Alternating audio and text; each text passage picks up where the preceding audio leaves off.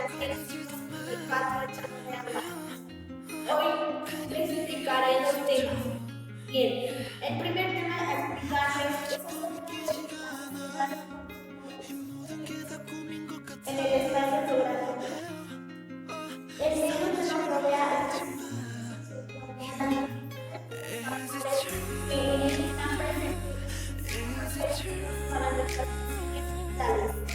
Los recursos naturales que ya no podemos vivir y existir. Las causas del deterioro ambiental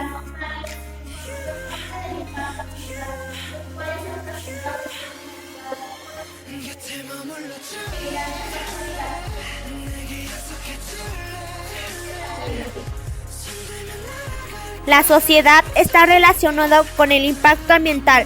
El impacto ambiental se define como la modificación significativa de un espacio de manera natural o derivada de la acción humana para satisfacer las necesidades de una población, la cual trae consecuencia que pone en riesgo los niveles de organización de la materia, mermando la capacidad de respuestas ante el crecimiento, desequilibrio de un ecosistema y generando afectaciones en diferentes niveles de identidad. Todas las actividades que realizamos para satisfacer las necesidades básicas generan un impacto al ambiente. El ser humano se ha valido de su medio, transformado su entorno para aprovecharlo al máximo, pues de ahí que se obtienen las materias primas para la construcción, alimentos, medicina, sustento, agua y suelo para establecer cultivos. Los impactos al ambiente son medibles y se clasifican de acuerdo con una serie de factores que lo caracterizan, según el tiempo y la duración del impacto antes de que sea revertido dural. Puede ser de corto, mediano y largo plazo, dependiendo de la magnitud del impacto y el área que abarca el efecto del mismo. Se clasifica en local, regional, estatal, nacional, internacional o global. Principales causas del deterioro ambiental. El ambiente se define como todo lo que nos rodea. Está compuesto por elementos bióticos y abióticos. Podemos definir entonces deterioro ambiental como la alteración negativa que sufre el ambiente a causa de la presión humana por el uso desmedido de los recursos bióticos o abióticos y la generación de residuos. Las causas del deterioro ambiental son variadas. Sin embargo, parte del impacto ambiental, el cual es ocasionado de forma natural o por la influencia del ser humano. Principalmente el deterioro ambiental es consecuencia de la actividad humana. Las mismas que generan impacto negativo en los elementos abióticos del ambiente como el agua, suelo, clima y los elementos bióticos como flora, fauna y las relaciones entre ellos. Deterioro ambiental, calidad de agua. Causas: vertimiento de agua residual, depósito de residuos sólidos, vertimiento de desechos industriales. Deterioro ambiental, suelo. Causas: deforestación, desertificación, roza, tumba, quema, aplicación de fertilizantes químicos, introducción de ganadería. Deterioro ambiental, clima. Causas: emisión de gases tóxicas, emisión de gases de efecto invernadero, adelgazamiento de la capa del ozono. Deterioro ambiental, flora y la fauna. Causas: diversidad, introducción de especies exóticas, extinción de especies clave, extracción no regulada de vida silvestre y cacería. Como tal mencionamos anteriormente, la sociedad es el que consume mayor los recursos naturales, ya que exige una alta demanda de productos que en ocasiones se salen de lo básico para vivir, derivando en acrecentar los procesos industriales y el uso de los recursos naturales, llevándolos al deterioro. Las industrias son los principales que usan más los recursos naturales, ya que estos requieren de mayores cantidades de materias primas, necesitan más petróleo para ciertos procesos y buscan mayores cantidades de productos derivados de animales o del suelo, y gracias a la actividad agrícola y de otros efectos secundarios pueden realizar y llevar a cabo diversos consumos. También el impacto ambiental, económico, social, cultural y hasta político hace exponencial a distintas esferas que la existencia humana, un llamado de emergencia a la manera en que nos comportamos con nuestro medio ambiente. El espacio geográfico, como lo hemos visto, brinda a la sociedad de grandes riquezas como recursos naturales que han ido aprovechando, y si bien se ha parado a pensar en maneras de convertir todo ese proceso en algo sustentable, en la que puedan renovar el camino para lograr y que haya más en un largo plazo, ya que hoy en día los recursos naturales ya están muy escasos y no serán suficientes en futuras generaciones. Hoy en día hay mucha escasez de los recursos naturales.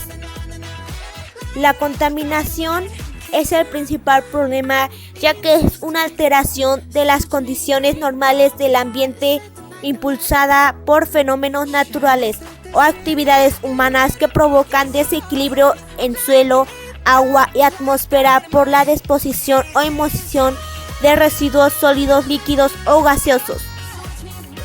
Hablaremos un poco más acerca de la contaminación. Empezaremos con la contaminación atmosférica. La contaminación atmosférica se define como la alteración de la capa gaseosa que cubre la Tierra debido a la presencia de sustancias que se encuentran suspendidas en el aire, producidas de forma natural y mediante las actividades humanas. Este es uno de los problemas del ambiente que dañan plantas y animales y pone en peligro la salud de los seres humanos. La mayor parte proviene de las emisiones automóviles, industriales y centrales térmicas generadoras de energía. Los vehículos son los que más contaminan, ya que afecta la composición química de la atmósfera, además de los hidrocarburos y el dióxido de carbono que contribuyen en el calentamiento global. Por otro lado, la quema de combustibles fósiles, principalmente carbón, petróleo y gas natural. Estos son las principales fuentes de energía que mueve a la sociedad y las industrias, de ahí que resulte casi imposible combatir esta actividad generadora de sustancias tóxicas y gases que lo deterioren. La contaminación del agua. El agua es el recurso principal para la sobrevivencia del ser humano. Y aunque 3/4 partes del planeta está cubierta de agua, la mayoría proviene de los océanos y es salada. Por ese motivo no puede ser utilizada para el consumo humano. Por otro lado, el agua dulce accesible la encontramos en menor cantidad en lagos y embalses fluviales, aguas subterráneas e incluso en los casquetes polares, y esta mínima porción de agua frecuentemente se localiza en lugares de difícil acceso o peor aún está contaminada. La contaminación del suelo. El suelo es el elemento del ambiente en el que los organismos vivos y la mayoría de los componentes físicos se establecen, interactúan y realizan sus funciones, además de ser el lugar donde las poblaciones humanas crecen y se expanden. La composición química varía según el lugar y su origen, es decir, depende del material meteorolizado para su formación, la presencia de ion, entre otros. Al igual que otros componentes abióticos, la contaminación altera su composición, afecta la estructura del ecosistema e imposibilita en algunos casos el establecimiento de la vida debido a la saturación de sustancias ajenas y nocivas. Contaminación audiovisual.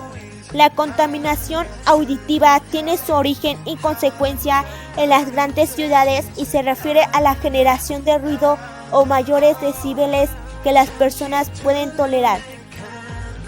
De acuerdo con la Organización Mundial de la Salud, los estudios indican que una persona tolera entre 50 y 60 decibeles como límite máximo. Arriba de 85 dB causa molestia. En un espacio natural como un bosque, el ruido máximo medible es de 15 dB. Es contraste. Una obra de infraestructura en una ciudad con la implementación de maquinaria hidráulica puede alcanzar hasta 100 dB. Una vez rebasado este límite, el ruido se torna insoportable. Y por último tenemos acerca de la generación de residuos. Los residuos se definen como aquellos materiales o productos desechados que pueden ser sólidos, semisólidos, líquidos y gaseosos que son contenidos en recipientes y depósitos. La mayor parte son generados en las ciudades, en el consumo de productos contenidos en empaques y envolturas que terminan en los depósitos de basura y aumenta la adquisición de nuevos productos. Los residuos sólidos, materiales sólidos de desecho de las actividades domésticas y públicas con características domiciliarias. Estos se generan en el hogar, centros comerciales, oficinas, escuelas y otros espacios públicos. Los residuos peligrosos son aquellos que poseen alguna de las características que les confieren peligrosidad: corrosividad, reactividad, explosividad, toxicidad, inflamabilidad o son biológicos infecciosos, así como los envases, recipientes, embajeles y suelos que han sido contaminados.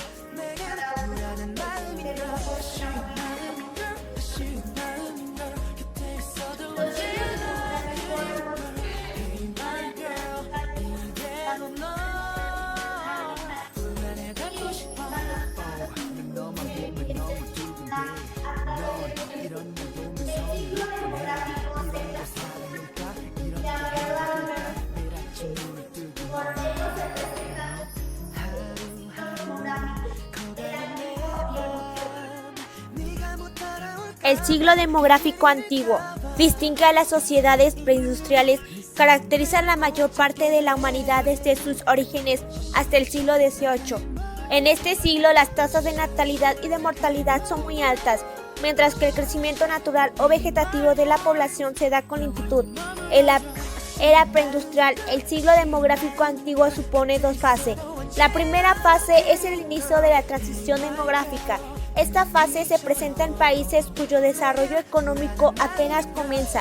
La mortalidad disminuye debido a las mejoras aplicadas en la tecnología agrícola, pero esto se debe también gracias a los avances en tecnología, medicina y alfabetización. Las tasas de natalidad son muy altas, por consecuencia se da un crecimiento vegetativo, algo que es muy importante. La segunda fase es la final de la transición demográfica. El desarrollo de esto, ya que índices de natalidad descienden notablemente. Esto se origina principalmente gracias al uso de métodos anticonceptivos, la educación femenina y la incorporación de la mujer a la vida laboral. La tasa de mortalidad cada vez desciende más, aunque no de manera drástica como el inicio de la transición. Por otra parte, también tenemos el ciclo demográfico moderno. Ocurre en sociedades proindustriales. Su principal característica es el freno de la tasa de mortalidad, pues resulta compleja reducir aún más, impartiéndose entonces a la tasa de natalidad. La consecuencia de este fenómeno es un crecimiento natural de la población muy por debajo al estimado. En adición a los dos siglos ya visto, existe un tercero denominado siglo de crecimiento cero, en la cual abarca nuestros tiempos. Sabemos que en ciertos países la mortalidad aumenta ligeramente debido al envejecimiento de la población, ocasionando que la población se contraiga. Únicamente la migración masiva impide que la población de esta sociedad disminuya de forma grave. Estas tres etapas engloban el crecimiento de la población desde el inicio de la humanidad. Puedes ver este crecimiento de forma gráfica en la siguiente imagen que se muestra a continuación. Para sus características, es necesario tomar en cuenta diversos indicios que determinan el modo de acceder al estudio demográfico. Uno de ellos es la población absoluta, la cual se define como el número total de habitantes de un espacio o territorio determinado. Por ejemplo, esta podría ser un país, un estado, un municipio o una localidad.